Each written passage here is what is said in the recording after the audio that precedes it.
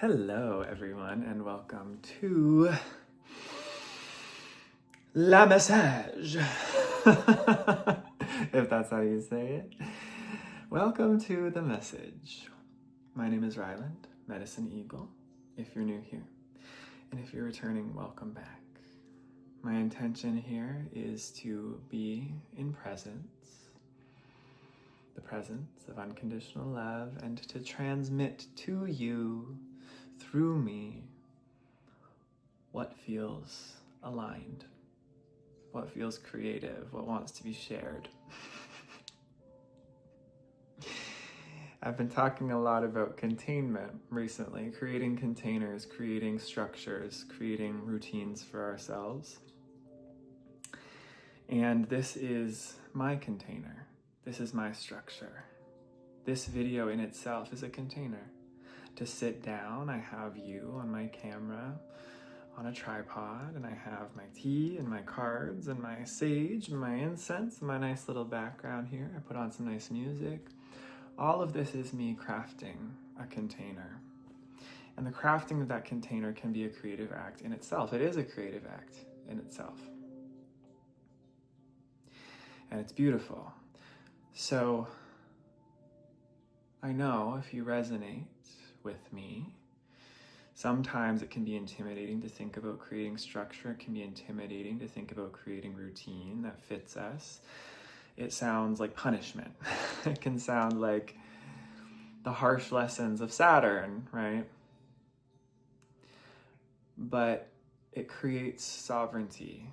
And when it's done in a balanced way, it actually creates freedom, a sense of liberation, and a sense of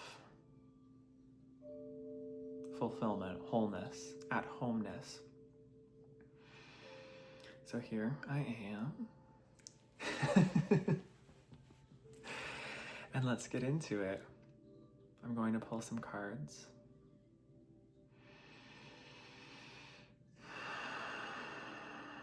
And see what that triggers in my consciousness.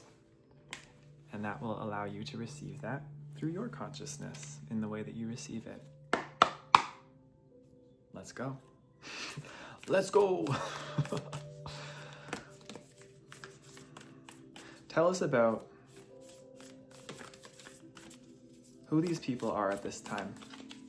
Whoever I'm speaking to, Spirit, tell me who they are at this time in their lives. Who are they? What is the reflection of them at this very moment as they are watching this?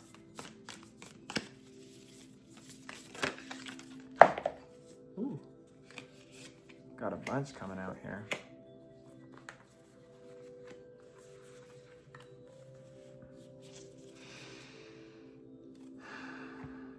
Okay.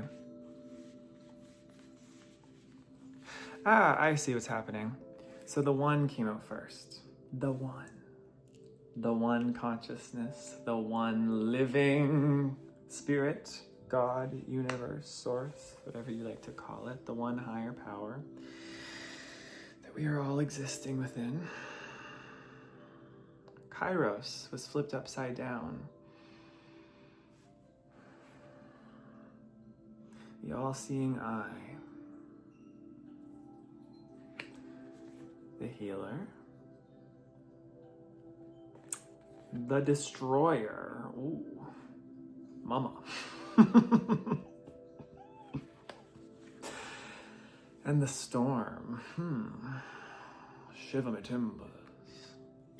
We've got the ring on the bottom of the deck. So, what this is telling me, you are aware, you are very aware of oneness, of the one. You are very aware of source consciousness. You are very aware of merging with the one. You know we are all part of the one. You know there really only is one at the end of the day. We're all playing in it. We're all part of it right now, right?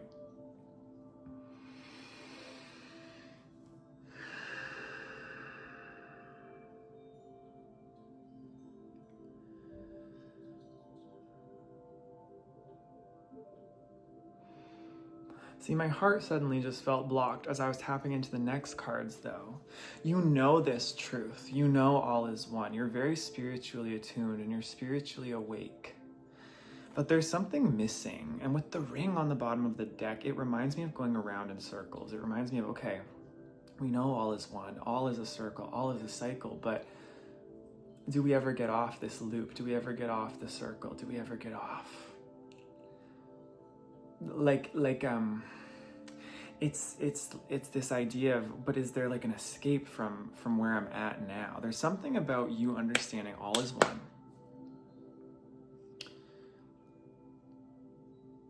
And it's like with Kairos face down. Kairos is about divine timing. It's about synchronicity. It's about how linear time is an illusion, and it only really exists in our perception in the third dimensional realm. But time itself is a dimension, and time has a funny way of tricking us through relativity, and time can expand and contract depending on our perception. With it flipped over, there's something here about, okay. So this is exactly what I was talking about at the beginning of this video. Time is the realm of Saturn. Time and space and physical matter are all Saturn's domain. We experience time, we experience physical matter, we experience the lower realms, we shall say. And this is part of life. And with it face down, it feels like you may have a really difficult time accepting this. Or this is a part of reality you try to resist. This is something that you don't necessarily like about life. This is something that I think a lot of people in the spiritual community say, oh, I came to Earth and this is my last time. I'm never coming back here because it's hard, it's difficult, it's challenging. But at a soul level, your soul loves that shit. Your soul comes here to expand, to grow, to learn how to find balance, how to find its own form of neutrality, its own form of realization. You would not be able to do this if you weren't experiencing this realm. And I think a lot of people want to escape this realm and feel it's just, when's it end? We're going round and round because you're experiencing polarity. You're experiencing a very polarized portion of reality. Something in your heart, something within you doesn't feel like it's balanced. It doesn't feel centered. It doesn't feel like it's aligned. Because if you were truly aligned, if you were in your center, you'd go, I want to keep coming back here. This is so awesome. I could be anywhere and I feel myself. That's the feeling. When you are in the realm of Saturn, when you are in physical reality, when you're in the realm of time, you recognize it as a gift. When we're aligned, you recognize its challenges. You recognize a lot of confirmation verbs coming through here. You recognize that polarity can be really difficult to experience. Contrast is really difficult to experience, but it's necessary. It is the reflection of our consciousness. To be in this realm is to look at ourselves looking back at us, the I. It's a gift. It's a gift to get to be here, to play here, to enjoy this space, even when it's challenging and hard. And sometimes, see, I feel the challenge. I'm feeling as I'm channeling this energy, I feel the challenge in my solar plexus. I feel it in my heart. It's like this block that wants to be moved through. I kind of want to change my position here into rock pose. Sat Nam. In Kundalini Yoga, there's this position, Sat Nam.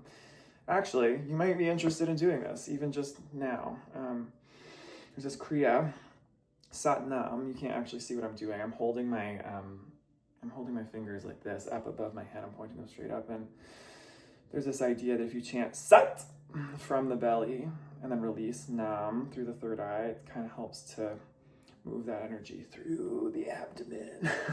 Sat Nam, Sat Nam, Sat Nam, Sat Nam. You can see me doing it very exaggerated physically. I don't know why I felt called to do that. Maybe you want to practice that. You usually do it for like 3 minutes or something like that. You do it for however long you want. Anyway, it's like there's this fire. There's this earth that wants to be ignited within you. These containers, like I was talking about, want to be created. And it's like your own soul, your own essence, you coming to this message, listening and having autonomy and sovereignty to decide. It's like, I feel if you're resonating with this message, there's something in you. There's something in just the spirit that moves through you that wants to experience this. It wants to experience what it's like to create healthy containers, to create and enjoy and find like the balance, find just the real gift of that Saturn physical realm, of the time realm, because yes, we are all one, but the one is existing in so many different versions of itself throughout reality. All that can exist exists, and it's being created through us constantly, and that's the whole point. It's not so that we can just, return to the one and just go back to the one and that's just it. That's all. That's forever. That's eternal. We are always the one. We will always return to the one and have the experience of the one. But I've said this before, while you're here in this realm, in this lifetime, experiencing time and space, why not make the most of it? Let's talk about this bottom row, the healer, the destroyer, the storm.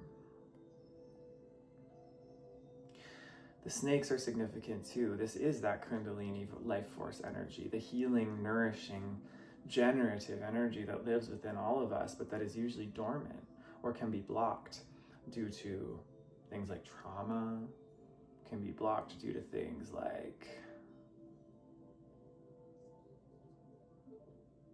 well, that's mainly fucking trauma. But man, like the destroyer and the storm, it's like within you, there is a really powerful beast waiting to be born, waiting to move. And it's like with the destroyer and the storm, yeah, there might be some shit in you that has to be moved through, that has to kind of dissolve, and that can look destructive. There can be tower moments, there can be death moments, there can be like deaths and rebirths. This is all a process of you becoming. Your consciousness can go in and out of different versions of self as it's spinning this wheel like a potter. I had this vision come to me recently of my own consciousness as it was evolving into a new version of myself, and it's like the potter wheel. Like as it spins, it's being shaped, it's going round and round, and that's the ring too. It's going round and round. So when you're experiencing these different energies, it's important to flow with them, yes. And it's equally as important to be able to contain it. So a lot of you probably relate to having a very powerful feminine, generative, creative energy. I know I do. And that energy goes round and round like the Ouroboros. If it doesn't have something to hold on to, if it doesn't have something to direct it, if it doesn't have something to move through a channel, and that feels like the business of what's happening here. You might feel like you're going round and round in circles. You may even feel like you very much resonate with this destroyer, this storm, this dark feminine kind of tumultuous feeling. And that could be the round and round. You want to get off this merry-go-round. It just feels like destruction. It feels like difficulty. It feels like just constant emotions just all over the place, and you don't know how to control it. Maybe at one moment you are experiencing joy and this bliss and this oneness, and then the next it's like it's like difficult, and you're being thrown around, and other people are controlling you, or you feel controlled by others. You feel like your generative energy is being given to others.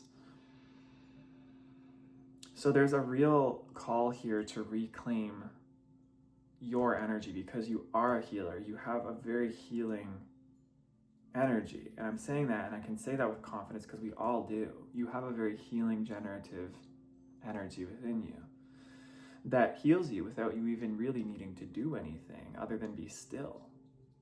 But sometimes even just that stillness, that containment of stillness is very difficult to create. Sometimes we even resist that. So if you're looking to learn how to create containment, that's where I would start. Stillness. Learn to contain yourself in stillness. Create stillness. Craft stillness wherever you can, and that will teach you. And then if you want to, amp up the energy and you want to learn how to direct this current of the energy, when you learn what that is, through stillness still, of course, but there's a way to have high intensity energy still through the stillness of the awareness. When you can merge those energies together, then you'll get there. But there's just something about the nature of the internet here too. The internet, right? The relationships around us, the busyness of the modern world, so much distraction. I saw 555 just now, 1555. So much distraction, so much upheaval, so much happening, so much phenomena, so much information, so much stuff happening. But again, all that stuff is really just mirror. It's a mirror. And whatever you are seeing, whatever you are perceiving and receiving into your consciousness is really just a mirror of your own consciousness and where it's directed. Even if it's been being pulled into things, you get to decide the boundaries of where you position that mirror, how you look at things, what you really need to look at, what's valuable to look at versus what is something you can leave for another day or never. Focus, commitment to focus is really the greatest containment you can create for yourself. The commitment to still focus.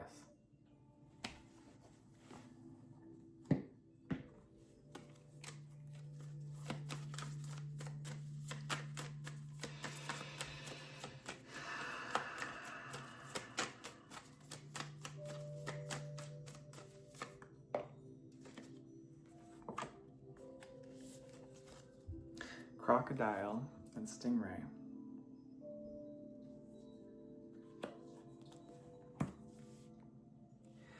This is the ability to rest and to observe in your own being while still carrying a strong identity, a strong spine, a strong sense of self. So I think that in the spiritual community, we hear rest is really important a lot. Oh, just rest and it'll all happen. It's taking care of itself. Spirit's bringing us this, Spirit's bringing us that. Just rest, just let it come to you. And in some cases, this is true, but that the context of how that happens is left out a lot of the time. Things don't just come to us because we're just resting. I should rephrase that. There are things that can come to us. There are very unique things that do come to us when we're resting, like a sense of nourishment within ourselves. When we're resting, the lens of our reality can open up. We see things differently. We're able to view reality through a more merged lens with that one, right?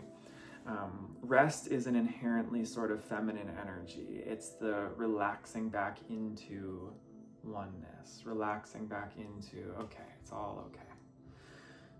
Whereas, confirmation verb, the masculine energy is more of this stingray, this spine, creating the channel, creating that like spinal column that contains the Kundalini energy. So the Kundalini energy in its raw, infinite potential is this sort of relaxed feminine energy, this merging force that has, it's totally soft, it's totally untouched, it can do anything.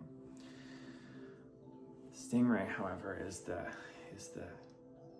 strength that holds that and directs that and brings that into form that has tangible sense, that makes sense. So there's something here about finding the middle way between these two energies. The crocodile, resting, observing, being able to be in this. It's like you're sitting back into yourself. Because we have in our energy field, we have a channel moving up the front of the body and then moving down the back. So it's like this crocodile is that down the back energy. It's that descending energy where we can sit back into ourselves. We can feel that descent into the root. It's the exhale. All right. I feel good here. I can observe. I'm embodied. I'm still. I'm grounded. But then we have this masculine column that also allows us to uphold the energy, push the energy up, to create with it, to move with it, to create form with it, to use our will to do what we want to do, to have the experience of the creator. You need both. So that's the danger, I think, in a lot of the spiritual sort of ideology that's out there. And I've said this before, even other readers, other spiritual businesses can, without even realizing it, be a little bit enabling of a false concept when they constantly talk about rest. They constantly talk about resting and just rest. You've been through a lot. Yes. When we've been through a lot, when we've been through trauma, when we're healing, we require periods of rest. Sometimes those periods of rest extend over time too. However, it cannot just be all rest. That's the escapist portion. Thinking I can just rest and I'll just receive. That's the receiving mode. That if you're just kind of sitting around, just visualizing or thinking about things, oh, it'll just come to me. Or if you're just allowing yourself to continue being in a scenario where it's not good for you, it's not healthy for you, and you're just thinking, well, someone's going to save me, or this is just going to somehow resolve itself, or spirit's going to... It's that, right? Nothing changes unless you change. I made a short about this. The world around you cannot change until you decide to change. So, yes, you're in touch with the stillness and the ferocious power of this feminine, regenerative, nourishing energy. And when the body, and we have multiple bodies, right? The mental, emotional, physical. We have to be in touch with these things. When the body is weary, wounded, etc., we do need that regenerative energy in stillness to hold us and regenerate us. But there comes a point too where we've regenerated enough and now it's becoming stagnancy. Our own instinct, our own energy starts to pool in the gut. It starts to get heavy. It starts to almost feel like a rotting feeling. Or we're just kind of like walking dead, like we're walking zombies, right? Like we're walking through life just kind of, oh yeah. Or we push the energy up into like a higher vibration, right? Into the higher realms, and we spiritually bypass, but we still haven't really taken care of that gut instinctual energy and that physical movement and really getting into the body. So yeah, there's a call here to, with love, get in touch with this.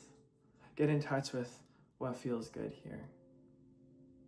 I can give you recommendations, but it'll ultimately be up to you to figure out what this is for you. And I think that's empowering in itself, is knowing you have the power within you to solve that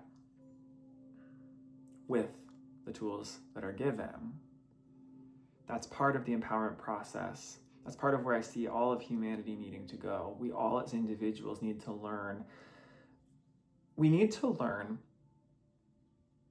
who we are so well that we know exactly what we need in every given moment. And again, not just what we need in terms of let me self-care and nourish and just regenerate and just rest and be still, but what we need in terms of challenging ourselves as well, what we need in terms of stepping up to the plate, what we need in terms of let me push the envelope, push the boundary, or let me create that boundary in the first place. This all exists within you, my friend, as a human being, regardless of who you are, and it'll look unique to you. But these are the archetypes circling around here at this time. Yeah, I'll leave it at that. Let's see who wants to come through from tarot.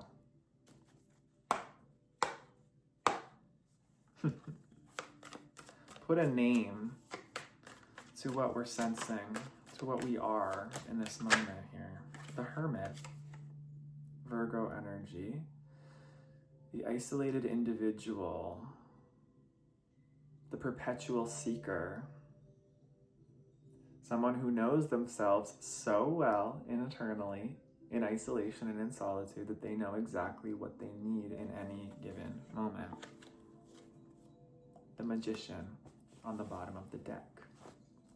creator of worlds, creator of reality, is able to bring anything that they want into form through focus. So there was somebody explaining tarot, and I cannot remember their name, but there was somebody explaining the major arcana, and when he got to the magician, he was talking about in the traditional Rider-Waite, you see it's hard to see in this card, but these each represent the elements, and in the traditional Rider-Waite, there are also these elements, the 4 elements: earth, fire, air, water. And he's holding a wand up to the sky. That wand represents that he is focusing his energy. He's focusing from the divine down to the earth and back up as well. What I was just saying with the upward channel at the front of the body, the downward current down the back, he's balancing that current and he's focusing.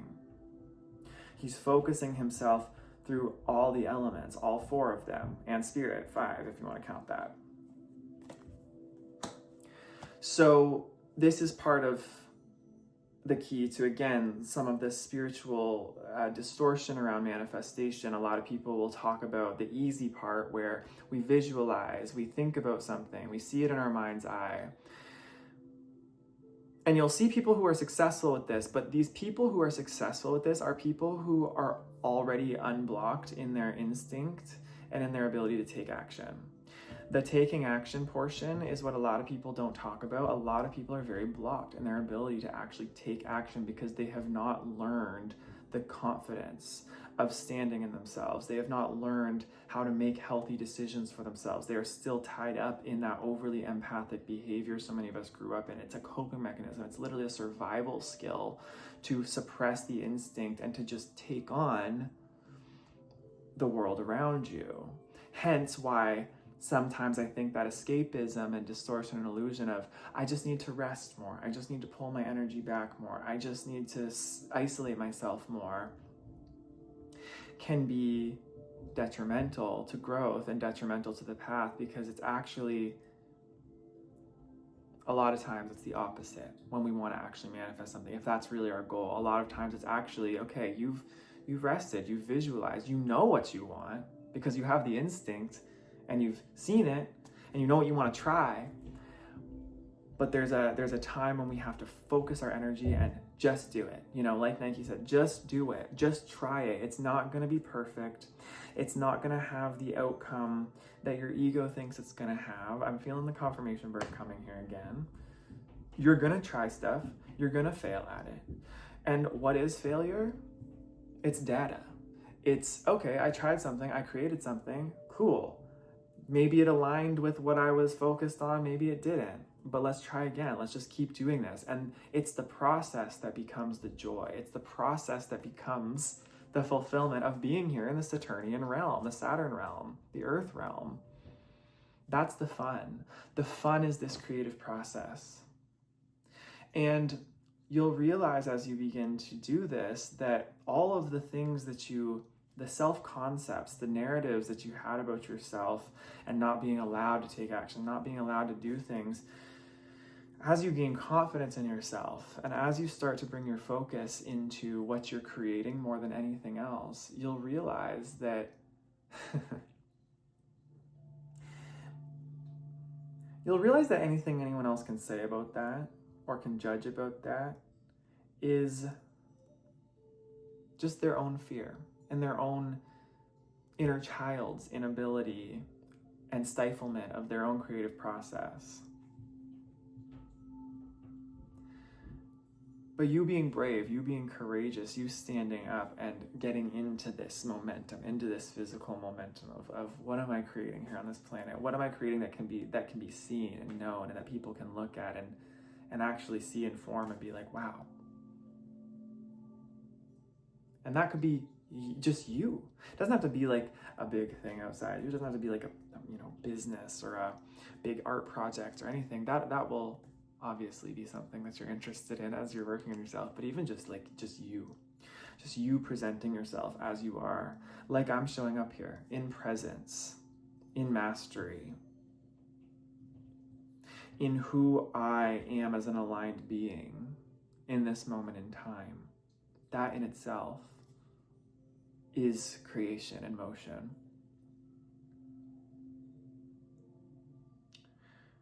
So use that to your advantage, the fact that you are the hermit. You are someone who has isolated. You are someone who is very good at being on your own. You are someone who's done a lot of deep soul searching. Deep soul searching. Seeking. That's what I was trying to do. I said searching and seeking at the same time. Searching. I like that name. Searching and seeking. You've done deep soul searching. And you have that gnosis, that knowing, a deep knowing of reality. And so now it's time, I feel, to focus that into action, to focus that into what are you making? What are you making? And it's not about getting there to making something. It's just what, like in this moment, what's the quality of your creation now? What are you making right now, right here? What are you setting yourself up to make here in the next coming now and now and now and now? And how can you set up your reality so that you can be in a state of that creative process in its fullness at all times? The wisdom of Saturn, the foundation.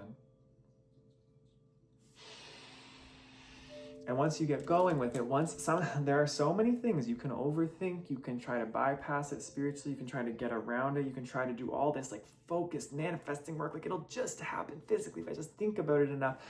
Once you just do the thing, you'll actually realize, wait, hold on, that wasn't as bad as I thought, and actually it felt kind of good. And your ego might try to reel you back in, it might physically pull you back, like, no, that's bad, that's wrong, we can't do that, we're rocking the boat, we're causing conflict. We're gonna make people look at us and think we're this way. Or something bad's gonna happen, pain's gonna happen to me. Here's one thing I will say about pain. Pleasure and pain are two ends of the same pole. We chase pleasure as a polarity, and we deny pain as the other end of that polarity. Pain is really just the shadow of pleasure, and vice versa. But when you get really good at not denying either, saying, okay, listen, I know there's pleasure in life, I know there's pain in life. I can experience both and I'm good. When you get really good at that, you're not afraid anymore of a painful process or of falling on your face or being embarrassed because you just know, hey, it's part of life. When you stop attaching it to meaning something about your identity and you start realizing my identity just is a child of the one, the universe, and I'm just here making shit up as I go in the moment because it's cool and fun. Once you get to that point, it's just like, whatever, man. You know?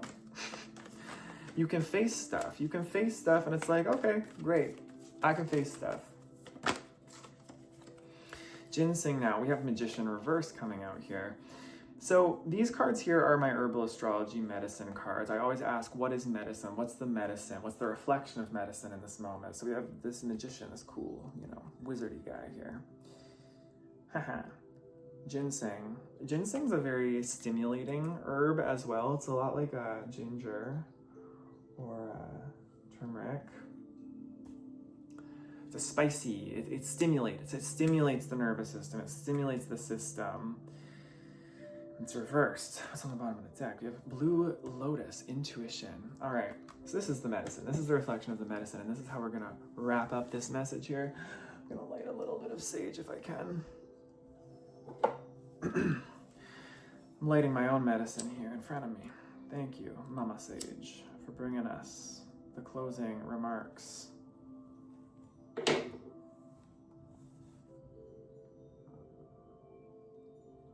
All right. You intuitively know exactly what you want to do in this life. You intuitively have the blueprint. Your intuition is telling you in every moment exactly what you need to do, exactly who you are, exactly what's going on. Your intuition knows exactly what's up. It's just a matter of creating it into form, following it into form. So you can understand reality, you can have all of this knowledge, you can have all of this wonderful perception, this wonderful awakeness, this awareness to it all. You can experience it all from where you're at. But there is nothing, my friends, there is nothing like the feeling of actually being the sovereign creator, of being the one who gets the experience of choosing what you're doing and then executing it over and over again. Learning how to do that, getting in the practice of doing that. There is nothing like that feeling of confidence, my friends. Nothing like building that sense of like, fuck yeah, I can do this. I'm here. And I do it because I can. I was just singing in the shower earlier. I think I was singing something like, I sing because I'm able. I sing because I can. I sing because I love to be. Yeah, I sing. I sing because I can was the point. I sing because I can. I do shit because I can. I create because I can. That feeling, the solar plexus, I can and I will and I do and I act. It's a great feeling, a wonderful feeling. To be at peace in that, to find that stillness while in flow with that, that's the secret sauce that I think a lot of people, if you're resonating with me specifically, are missing, because I've been missing it in my life. It's been something, empowerment. I've always said this. My wounded healer ability is teaching empowerment, sharing empowerment, transmitting self-empowerment, because it's something that I lacked. It's something I did not get to have. It's something that I had to learn the very hard way in this life, over and over, through immense pain, through immense having to dig in and get gritty and just find the fucking courage every single time to get up and go and make it happen anyway.